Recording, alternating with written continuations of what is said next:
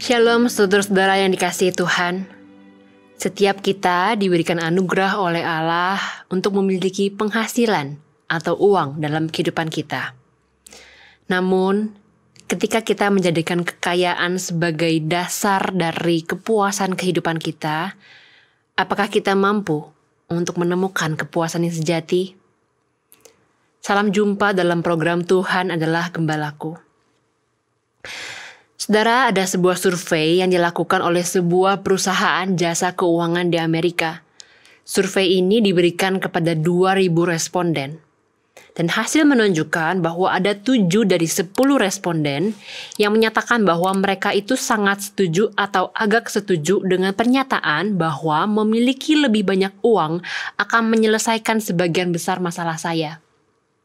Menariknya, jawaban ini diterima oleh responden yang pendapatannya beragam, baik itu yang pendapatannya kecil maupun yang pendapatannya besar, bahkan yang pendapatannya hingga 3 miliar per tahun sekalipun. Dalam survei tersebut, sebagian besar orang juga mengatakan bahwa dibutuhkan kenaikan gaji yang cukup signifikan untuk bisa memberikan kepuasan. Para responden yang memiliki rata-rata gaji 1 miliar per tahun mengatakan bahwa gaji rata-rata dengan 1,5 miliar per tahun itu bisa membuatnya lebih bahagia dan lebih kurang stres. Atau orang dengan penghasilan yang sangat tinggi pun, yang memiliki pendapatan dengan rata-rata 4 miliar per tahun, mengatakan bahwa rata-rata pendapatan sekitar 5,7 miliar itu mampu membuatnya menjadi orang yang lebih bahagia. Saudara, survei ini membawa kita pada sebuah perenungan bagi diri kita masing-masing. Sebenarnya, berapa banyak uang yang kita butuhkan untuk kita bisa merasa cukup dan merasa bahagia? Hari ini kita akan bersama-sama mempelajari dari firman Tuhan yang terambil dari Pengkhotbah 2 ayat 1 hingga 11 yang berbunyi demikian. Aku berkata dalam hati, baiklah, aku hendak mencoba kegirangan, nikmati kesenangan, tetapi lihat, itu pun sia-sia. Tentang tawa ria aku berkata, itu bodoh, dan mengenai kegirangan, apa gunanya? Aku menyelidiki diriku dengan menyegarkan tubuhku dengan anggur, sedang akal budiku tetap memimpin dengan hikmat, dan dengan merengkuh kebebalan sampai aku mengetahui apa yang baik bagi anak-anak manusia untuk dilakukan di bawah langit selama hidup mereka yang pendek. Aku melakukan pekerjaan-pekerjaan besar, mendirikan bagiku rumah-rumah, menanami bagiku kebun-kebun anggur, aku membuat bagiku kebun-kebun dan taman-taman, serta menanaminya dengan berbagai pohon buah-buahan.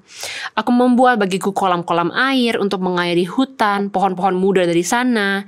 Aku membeli budak-budak laki-laki dan perempuan, dan ada budak-budak yang lahir di rumahku. Aku juga mempunyai banyak sapi dan kambing domba, melebihi siapapun yang hidup di Yerusalem sebelum aku. Aku juga mengumpulkan bagiku perak dan emas, harta benda raja-raja dan daerah-daerah. Aku mengambil bagiku para penyanyi pria dan wanita, dan banyak selir kenikmatan anak-anak manusia. Dengan demikian aku menjadi besar, bahkan lebih besar dari siapapun yang hidup di Yerusalem sebelum aku. Dalam semua itu, hikmatku tetap tinggal padaku. Aku tidak merintangi mataku dari apapun yang dikehendakinya, dan aku tidak menahan hatiku dari sukacita apapun, sebab hatiku bersukacita atas segala jeripayahku. Itulah buah segala jeripayahku. Ketika aku meninjau segala pekerjaan yang telah dilakukan tanganku dan segala jeripayah yang telah kulakukan untuk itu, lihatlah, semua itu kesia-siaan dan usaha menjaring angin. Tidak ada yang bermakna di bawah matahari. Saudara, di dalam pencarian akan makna kehidupan yang sejati, pengkhotbah di sini kemudian mencoba untuk mengalaminya sendiri ketika ia mencoba untuk mendapatkan kekayaan dan kesenangan duniawi yang mungkin dia pikir mampu untuk memberikan makna kehidupan yang sejati. Salah satu perikop pembacaan kita hari ini adalah tentang kekayaan. Ia mencoba untuk mendapatkan segala sesuatunya yang dia bisa miliki.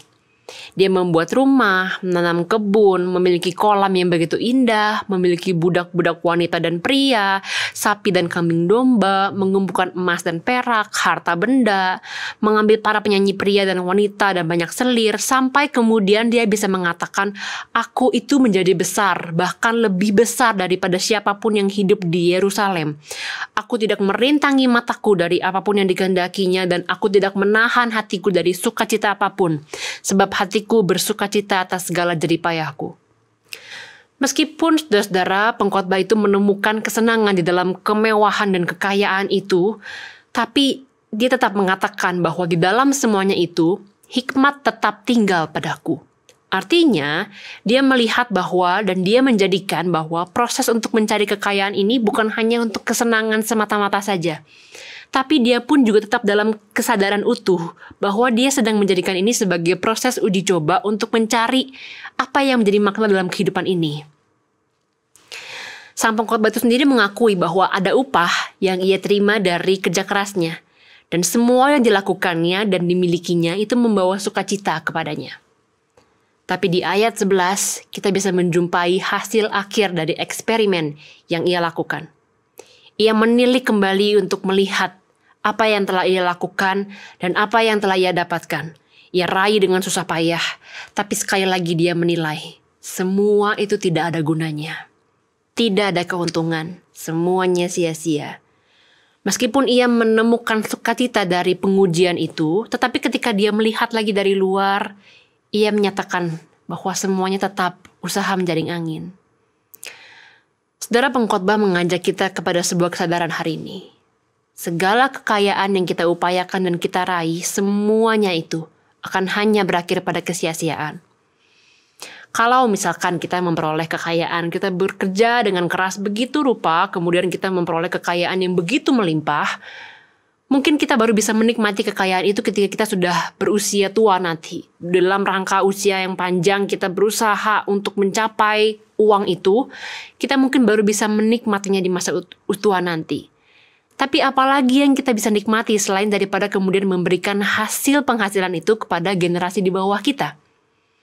Atau mungkin saudara-saudara bekerja dengan begitu kerasnya, berusaha untuk memperoleh kekayaan semaksimal mungkin, kemudian saudara menghamburkannya kepada pesta pora, kepada liburan yang mewah, kepada barang-barang yang mewah, atau makan mewah gitu ya. Itu semua hanya akan kembali lagi kepada ada masanya kita harus balik kerja lagi, kemudian kita harus memperoleh uang lagi supaya kita bisa liburan lagi. Atau mungkin saudara juga mengumpulkan materi-materi yang begitu mahal, barang-barang yang branded misalnya, barang-barang yang mahal. Itu semua pun juga akan usang oleh waktu. Dan tidak ada satupun barang yang kita bisa bawa ke dalam kehidupan kekal nantinya.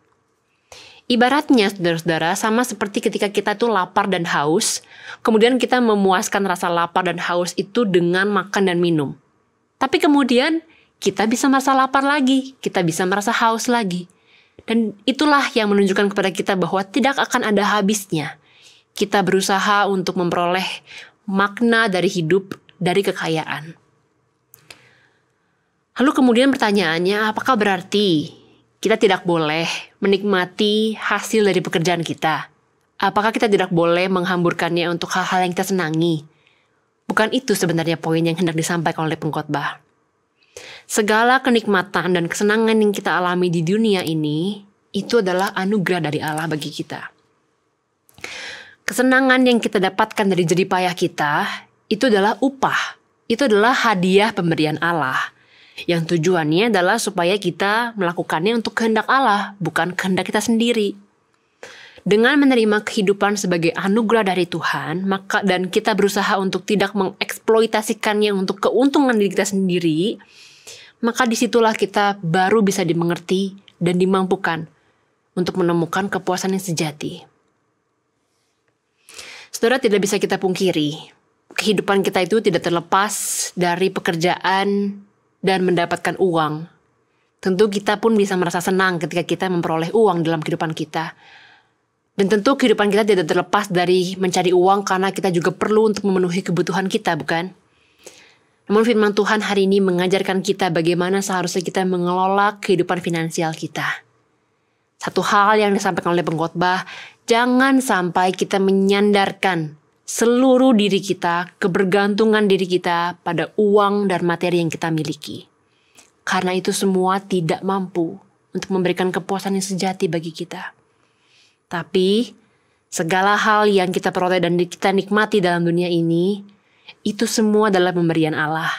Dan mari kita syukuri semua yang Allah cukupkan dalam kehidupan kita, tanpa kemudian kita menjadi tamak atau berusaha untuk hidup dengan cara kita sendiri di dalam kegemilangan harta kita. Dan mari gunakan semua pemberian Allah itu untuk tujuan Allah dan untuk memuliakan Allah. Mari kita berdoa.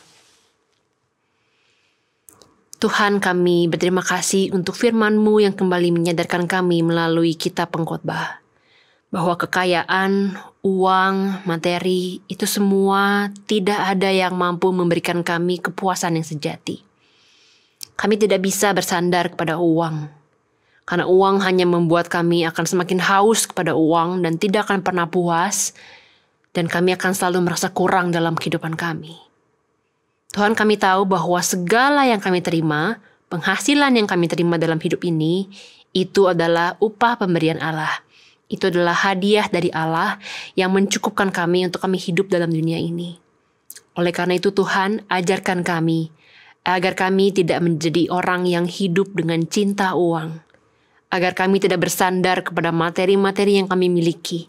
Tetapi kami boleh melihatnya bahwa segala pendapatan yang kami miliki itu adalah berkat Tuhan yang Engkau mau agar kami lakukannya untuk tujuan Allah dan juga untuk menikmati kehidupan ini dengan ungkapan syukur. Tuhan, tolong kami agar kami boleh selalu mengandalkan Tuhan, bukan kepada materi-materi kami. Ini doa kami Tuhan, hanya dalam nama Tuhan Yesus kami berdoa, kami mengucap syukur dan kami berserah hanya kepadamu. Amin.